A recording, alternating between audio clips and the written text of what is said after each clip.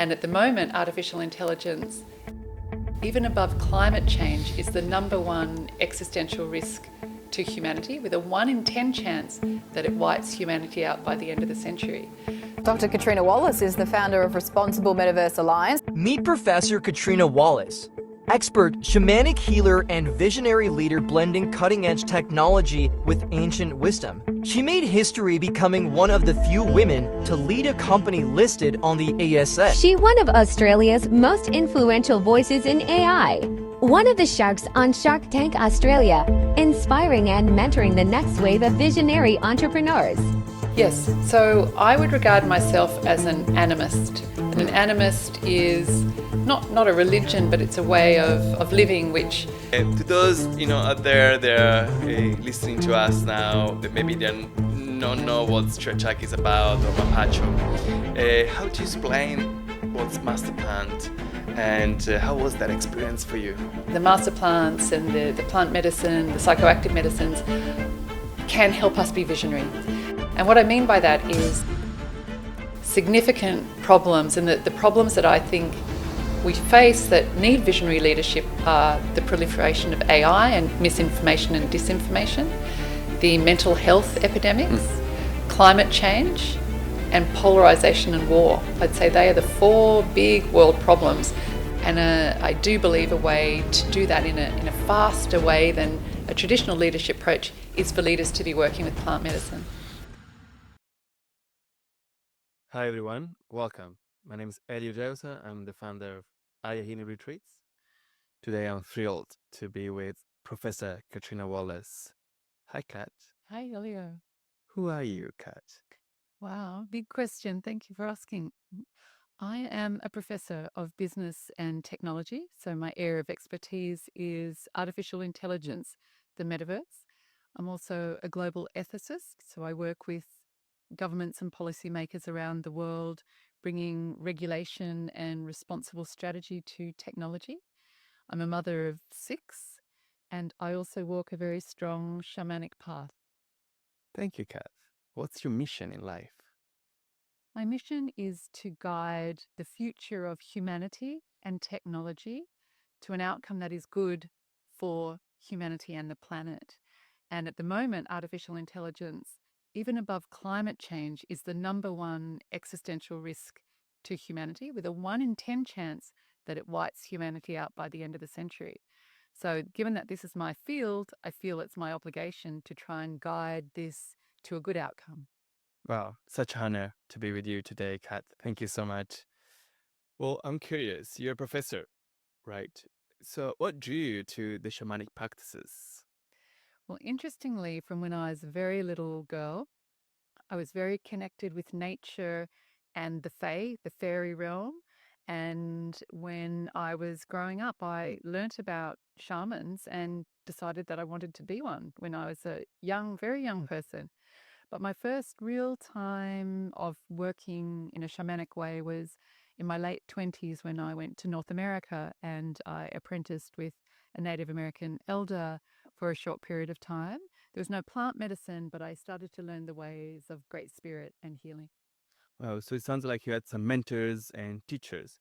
Who were those that changed maybe the approach into shamanic path and realm that shaped maybe who you are today in terms of, with your shamanic practices? Right. So definitely the first elder that I worked with, a Native American elder, but I also have spent a lot of time in Australia with our Aboriginal and Torres Strait Islander people. So I have a deep connection to Indigenous communities in many countries, but particularly my own country. So I've learned a lot in walking next to and supporting and learning from Indigenous Australians. And then more recently, of course, it is Don Miguel from my healing retreats. So I regard Don Miguel as my maestro and my teacher. And then more so, I would regard also the master plants that I carry within me, 2 in particular, Chuyachaki and the Great Master Tobacco. I'm very curious now to hear more about that. But before we ask you what is all about the master plant and Chiachak and tobacco, I would like to hear What did you learn from the indigenous people of Australia, also the indigenous people of Peru, Don Miguel, right? Yes. So I would regard myself as an animist. And an animist is not a religion, but it's a way of living, which uh, means that I believe that there is spirit in all things. There are spirit in plants, in rocks, in tables, in chairs, in all things, and that great spirit exists in all things. So I learnt that by spending a lot of time in the bush, in the desert, with Australian Aboriginal and Torres Strait Islander people. And then, of course, when I've had time, also in Mexico, I carry one of the sacred medicines from the Mexican desert. So I've spent time up in the Sonora with Indigenous people up there, and learnt more about how the Great Mother works with plants and animals as a conduit to communicate to we humans about what we should be doing and what is needed of us, and what she wants. And so then my time in the jungles in Peru with the Shipibo people is also learning more about how to communicate with the spirits through icaros, or spending time in prayer and in sacrifice and in dieta. And to me, it's to really listen, what does the mother want? What does she need? What is needed of me? Thank you. Sounds like those mentors and teachers, the indigenous people have shaped maybe the way of you practices shamanism, right? You spoke about master plants. You say to us about Chuechaki and the sacred tobacco, mapacho. To those out there, they're listening to us now. That maybe they don't know what Chuechaki is about or mapacho.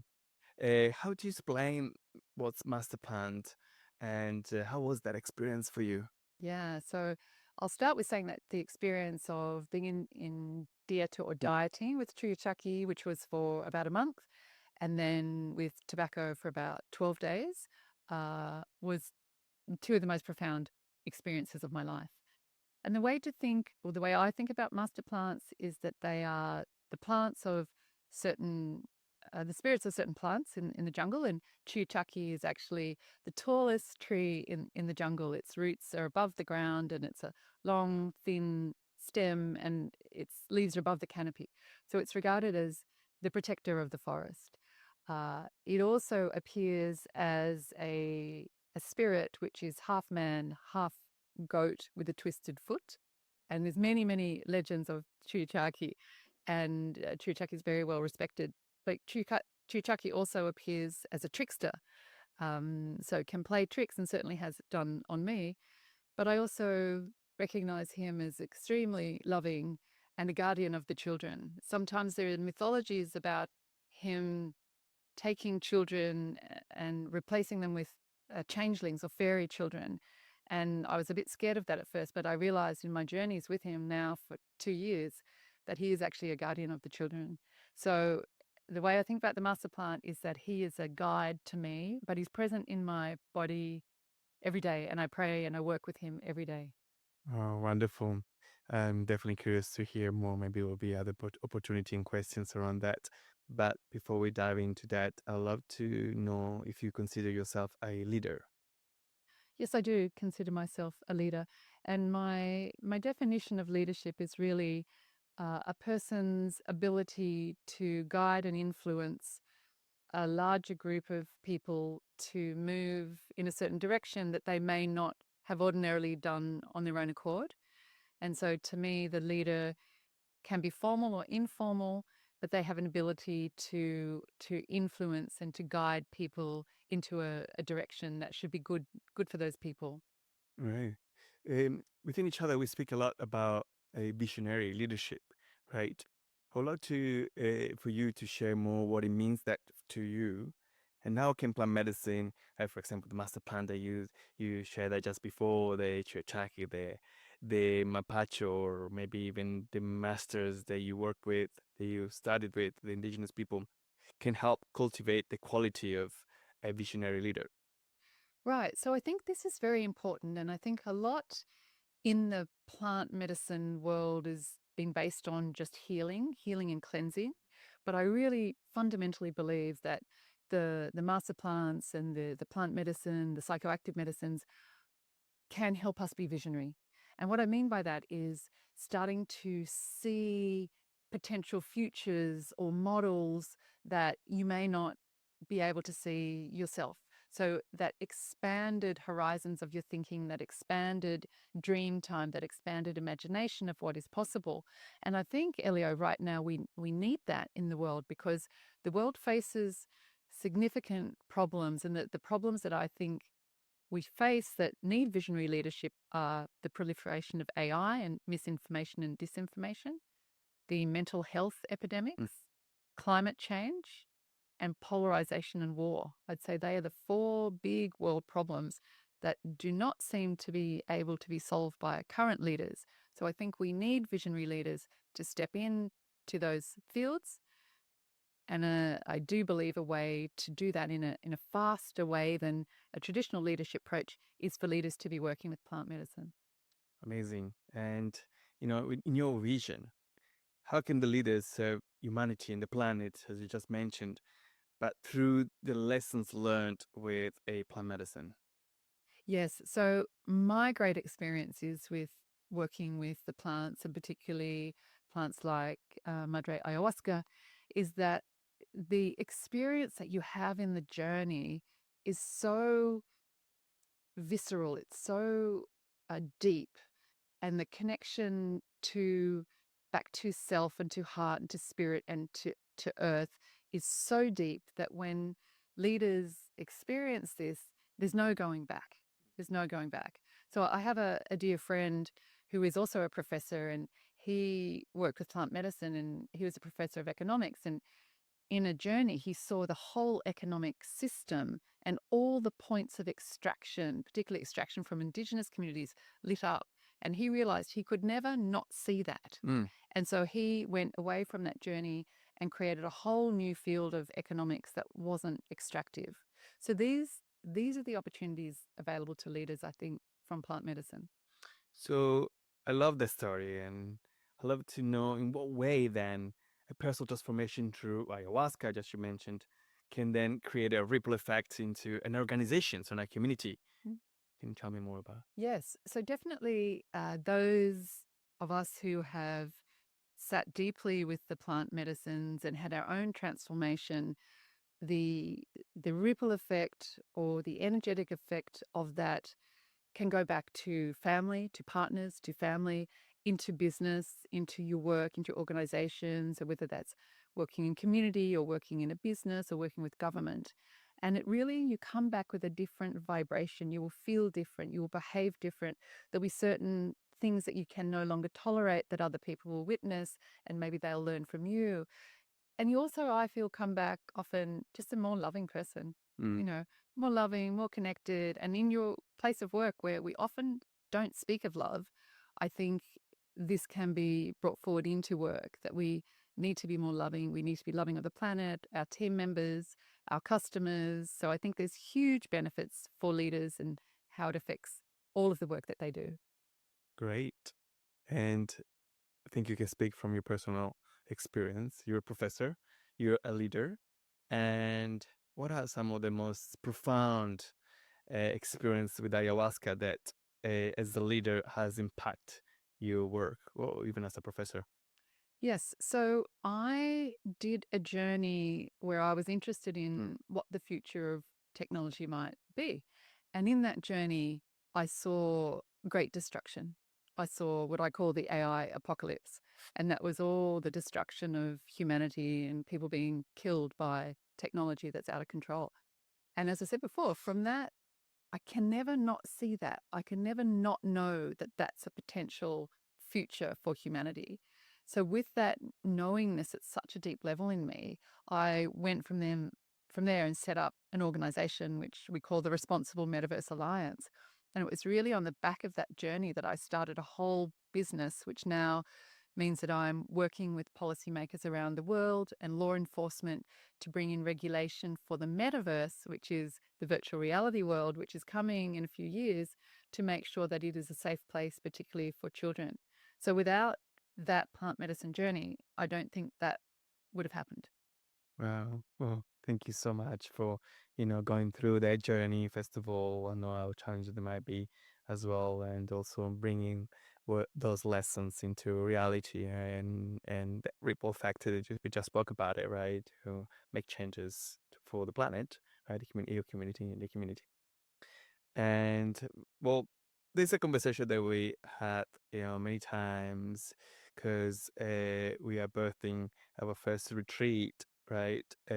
Combining the leadership program and the framework with plant medicine, right? And also the indigenous people, your maestro, your teacher, like Don Miguel, for example.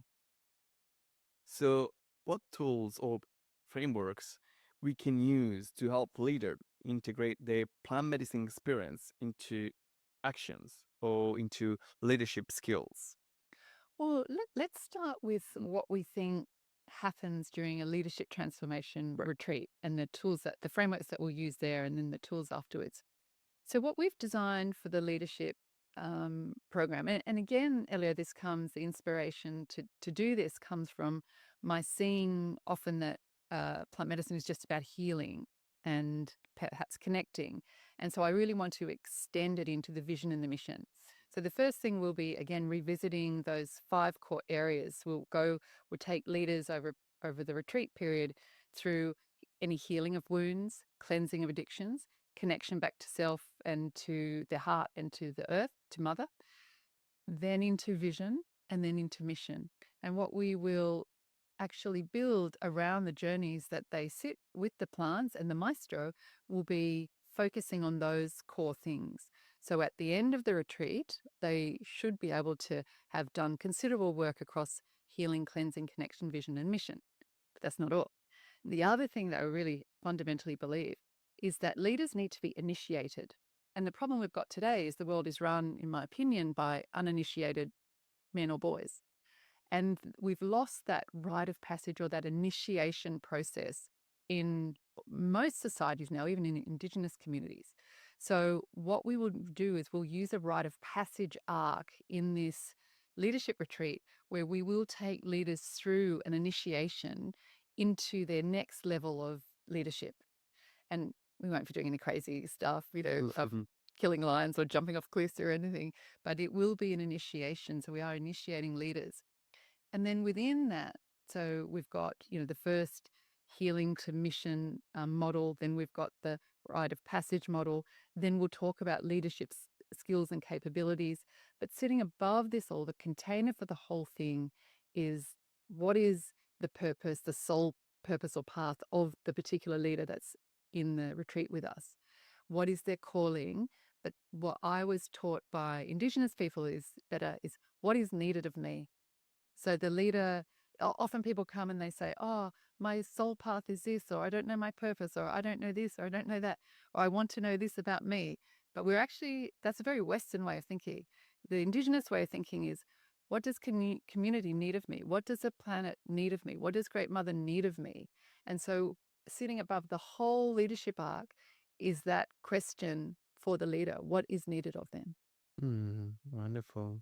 Thank you, Kat. You touched about a rite of passage, right? And I definitely know that it's something very much missed, in our community, right? In our society, only community.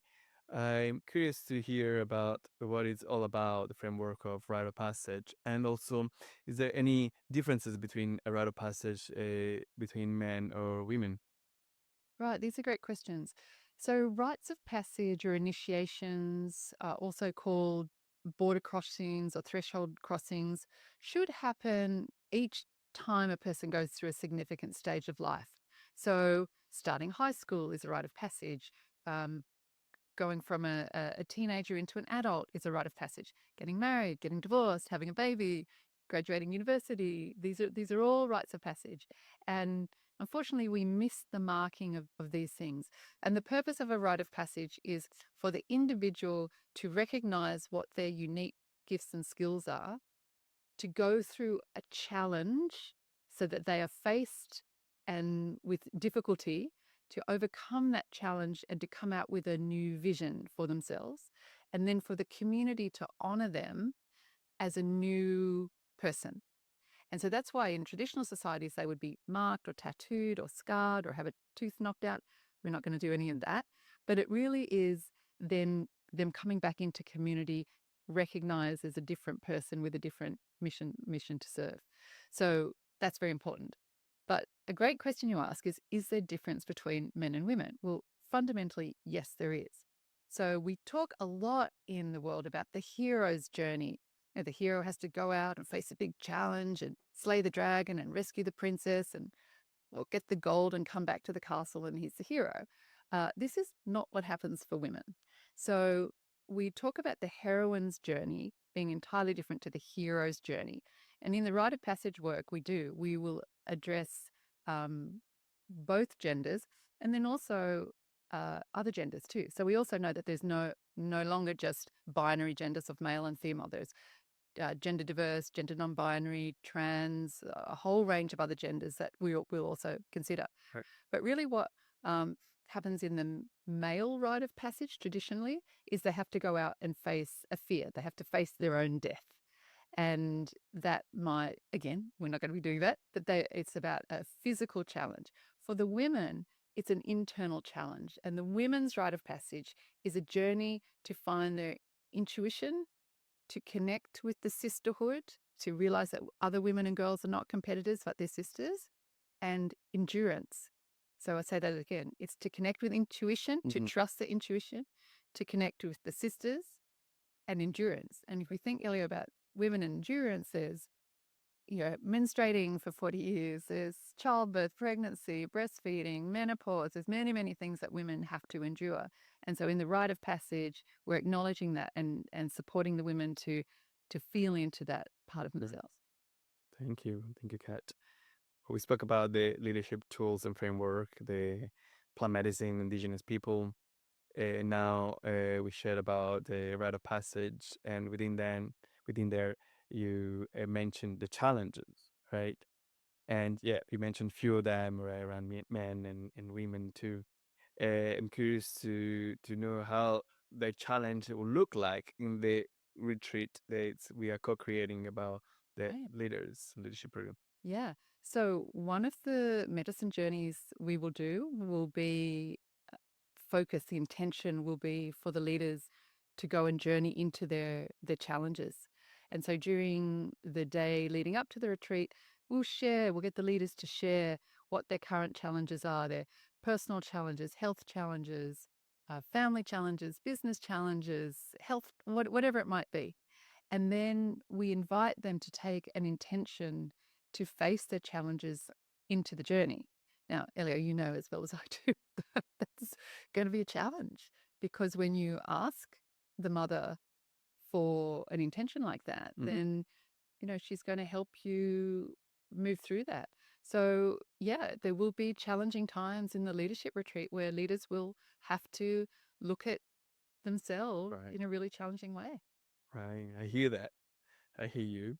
And so what advice would you give to the leaders who are curious about exploring plant medicine and a leadership program with plant medicine, but are hesitant maybe to take the first step? Right. So I think hesitation is very good. I always call it cautious trepidation. And every time I sit with plant medicine, I'm pretty nervous and feeling a bit unsure about it as well. And then every time after, of course, I think, thank goodness that was the most profound experience. So for leaders who are feeling a bit hesitant, I would say that's absolutely normal and to try and push through that to focus on where are you now in this world and what is needed of you.